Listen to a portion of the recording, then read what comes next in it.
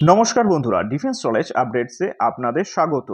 তো বন্ধুরা, বিশ্ব রাজনীতিতে এক বিশাল রদবদল লক্ষ্য করা যাচ্ছে। এতদিন যাকে বলা হতো আমেরিকার সব থেকে শক্তিশালী মিত্রপক্ষ, সেই ইউরোপীয় দেশগুলি এখন আমেরিকার সিদ্ধান্তের বিরুদ্ধে রুখে দাঁড়াচ্ছে। সম্প্রতি সোশ্যাল মিডিয়ায় ছড়িয়ে পড়া বেশ কিছু চাঞ্চল্যকর তথ্য এবং আল জাজিরার একটি প্রতিবেদন অনুযায়ী স্পেন, ইটালি, ফ্রান্স এবং সুইজারল্যান্ডের মতন দেশগুলো আমেরিকার সামরিক বাহিনীর জন্য তাদের আকাশপথ ব্যবহার নিষিদ্ধ করেছে। কিন্তু কেন এই নাটকীয় পরিবর্তন? চলুন আজকের ভিডিওতে বিস্তারিত জেনে নিই।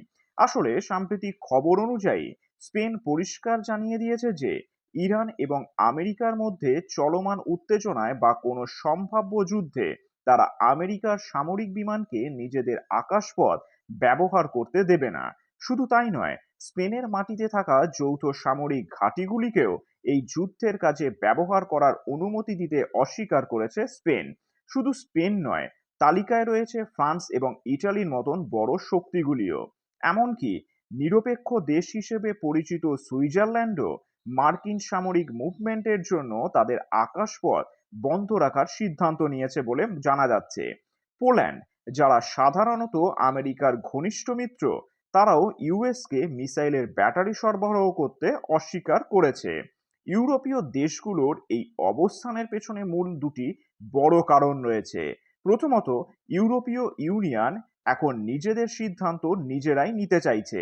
তারা আর ওয়াশিংটনের কোনো হঠকারী সিদ্ধান্তের অংশীদার হতে চাইছে না। দ্বিতীয়ত, মধ্যপ্রাচ্যে আরেকটি বড় যুদ্ধ শুরু হলে তার সরাসরি প্রভাব পড়বে ইউরোপের অর্থনীতি এবং শরণার্থী সমস্যার ওপর। তাই তারা নিজেদের এই সংঘাত থেকে দূরে রাখতে চাইছে। আসলে সোশ্যাল মিডিয়ায় মারিও নাউফাল সহ অনেক বিশেষজ্ঞের দাবি করেছেন যে ইউরোপীয় নেতারা এখন মার্কিন প্রেসিডেন্টকে সাইডলাইন বা একঘরে করে দিচ্ছে।